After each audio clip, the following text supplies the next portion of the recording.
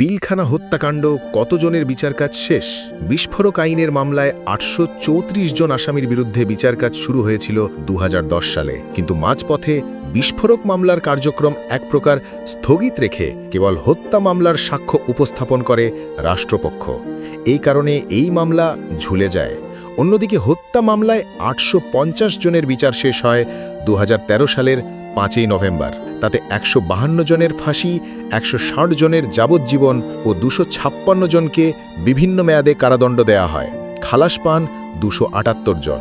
২০১৭ সালের ২৭শে নভেম্বর সেই মামলার ডেথ রেফারেন্স ও আপিলের রায়ও হয়ে যায় হাইকোর্টে। তাতে ১৩৯ জন আসামির মৃত্যুদণ্ড বহাল রাখা হয়, যাবজ্জীবন সাজা দেওয়া হয় ১৮৫ জনকে, আরও ২২২ জনকে দেওয়া হয় বিভিন্ন মেয়াদে সাজা। খালাস পান ২৮৩ জন। হাইকোর্টের রায়ের আগে ১৫ জন সহ সব মিলিয়ে ৫৪ জন আসামি মারা গেছেন। হত্যা মামলায় হাইকোর্টের দেওয়া রায়ের বিরুদ্ধে ২২৬ জন আসামি আপিল ও লিভ টু আপিল করেছেন। অন্যদিকে হাইকোর্টে ৮৩ জন আসামির খালাস ও সাজা কমানোর রায়ের বিরুদ্ধে লিভ টু আপিল করেছে রাষ্ট্রপক্ষ। এসব আপিল ও লিভ টু আপিল এখন শুনানির অপেক্ষায় আছে।